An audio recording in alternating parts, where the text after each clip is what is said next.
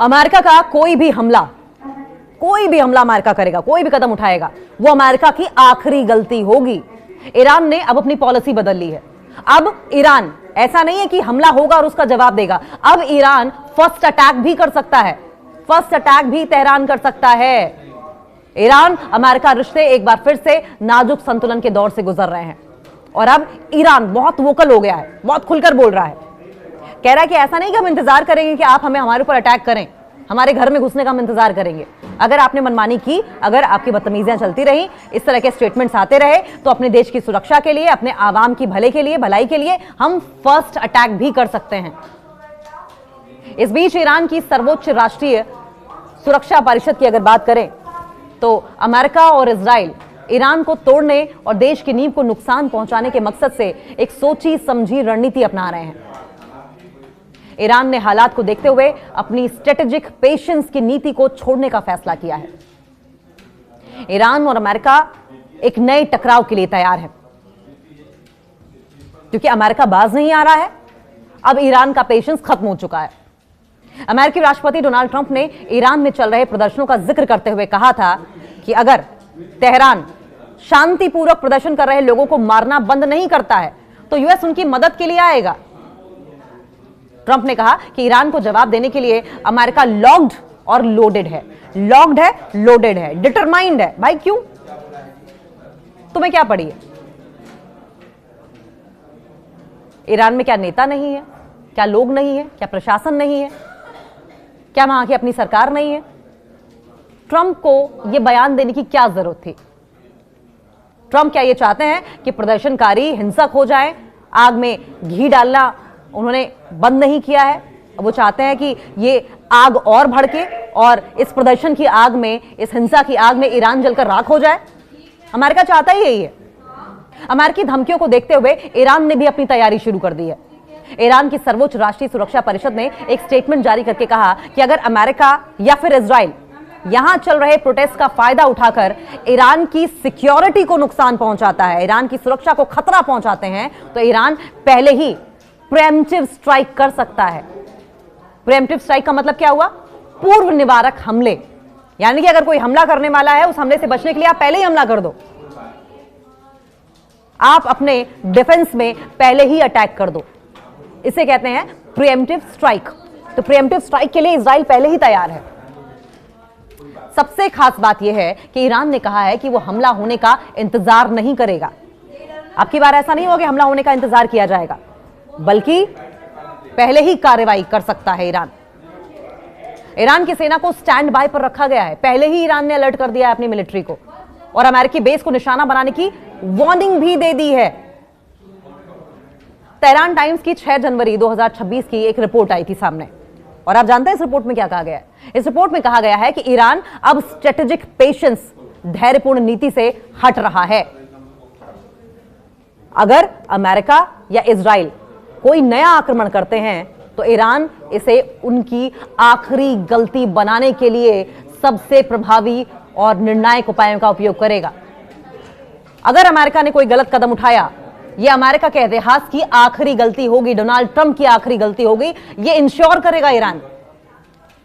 पहले की तरह ऐसा नहीं कि अब लिमिटेड जवाब दिया जाएगा, सीमित जवाब नहीं दिया जाएगा। इस रिपोर्ट में यह बहुत ही चौंकाने वाली बात है और यह बात अमेरिका को बहुत ही सीरियसली लेनी चाहिए, क्योंकि इतना वोकल होकर कभी ईरान बोला नहीं है। रिपोर्ट में उल्लेख है कि ईरान ने तय किया है कि कोई भी नया अवैध आक्रमण, गलत तरीके से किया गया हमला अंतिम होना चाहिए और इसके लिए सबसे मजबूत विकल्प ईरान ने तैयार कर लिए हैं। ईरान की इस पॉलिसी को पिछले साल हुए 12 दिन की लड़ाई के बाद एक बहुत अहम बदलाव माना जा रहा है, क्योंकि इतना कड़ा रुख कभी ईरान ने अख्तियार नहीं किया था। ईरान ने हमेशा डिफेंसिव खेला है। पहली बार ऐसा हो रहा है कि ईरान ऑफेंसिव खेल रहा है, और ऑफेंसिव भी खुद को बचाने के लिए। तेहरान टाइम्स ने लिखा है कि ट्रंप को लगता है कि प्रदर्शन ईरान को कमजोर कर रहे हैं, लेकिन वास्तव में ये छोटे हैं और सरकार ने उन्हें कंट्रोल कर लिया है। अगर दुश्मन गलती करते हैं तो उनके लिए नर्क के द्वार खुल जाएंगे। They'll rot in hell। नर्क में सड़ने की भी जगह नहीं मिलेगी अगर दुश्मन ने एक भी गलती करी। ईरान ने बहुत क्लियर कह दिया है। नेशनल सिक्योरिटी काउंसिल के पास सुरक्षा की जिम्मेदारी है। ईरान की सर्वोच्च राष्ट्रीय सुरक्षा परिषद ईरान का एक प्रमुख नीति निर्धारण निकाय है जो देश की सुरक्षा, रक्षा और विदेश नीति से जुड़े महत्वपूर्ण फैसलों पर विचार करती है। यह परिषद ईरान के संविधान के अनुसार स्थापित है और राष्ट्रपति के नेतृत्व में कार्य करती है। इसमें सुप्रीम लीडर आयतुल्लाह खामनेई, राष्ट्रपति, सशस्त्र बलों के प्रमुख, विदेश मंत्री और खुफिया प्रमुख जैसे वरिष्ठ अधिकारी शामिल होते हैं। एक बयान में काउंसिल ने घोषणा की है कि वो अब सिर्फ जवाबी कार्रवाई तक खुद को सीमित नहीं रखेगी, बल्कि अगर उसे लगता है कि दुश्मन ईरान को नुकसान पहुंचाने का इरादा रखता है तो उसे वो पहले हमला करेगी।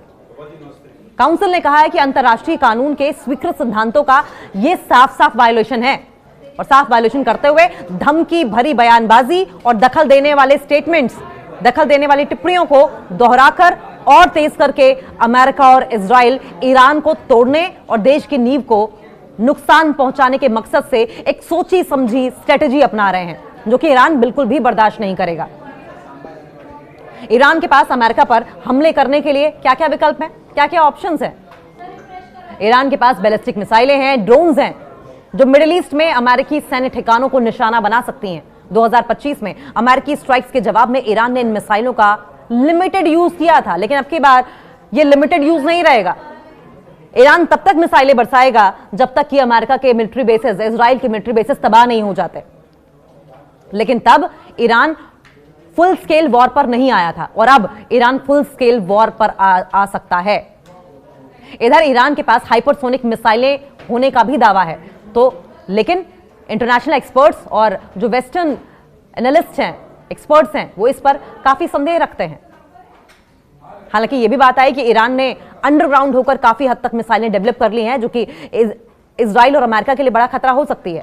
सुपरसोनिक मार्च 1 से मार्च 5 तक क्रूज मिसाइलों की तकनीकी ईरान ने डेवलप कर ली है और कुछ मॉडल टेस्टिंग या फिर डेवलपमेंट स्टेज में है। ईरान का दावा है कि फतेह 1 मिसाइल मैक 13 से 15 तक की स्पीड पहुंचती है और इसकी रेंज 1400 किलोमीटर तक की है। ये मिसाइलें, अगर हम एटमॉस्फेयर की बात करें, आप वायुमंडल की बात कर सकते हैं, वायुमंडल के अंदर बाहर मैन्यूवर कर सकती है, यानी कि ये एटमॉस्फेयर के अंदर भी रह सकती हैं जो पृथ्वी के ऊपर का है, और ये बाहर भी मैन्यूवर कर सकती हैं, यानी कि ये जो ऊपरी सतह है धरती की, वायुमंडल की, इसके बाहर भी ये काम करती हैं और अंदर भी करती हैं, जिससे कि मिसाइल डिफेंस सिस्टम को चकमा दिया जा सकता है। 2024-2025 में इजराइल पर हमलों में इसका इस्तेमाल होने के दावे हैं, लेकिन अभी इस बात की पुष्टि नहीं हो पाई है। अगर फतेह 2 मिसाइल की बात करें तो ये ज्यादा एडवांस ग्लाइड व्हीकल से लैस है, लेकिन अभी ये ऑपरेशनल नहीं मानी जाती है। हालांकि इजराइल इस बात को लेकर थोड़ा सतर्क भी हो गया है कि ईरान ने जिस तरीके से कड़े लफ्जों में फटकार लगाई है, आग बबूला हुआ है ईरान, जाहिर है कि सख्ते में इजराइल दिखाई दे रहा है, क्योंकि अब की बार ईरान ने बात आर या पार की कर दी है।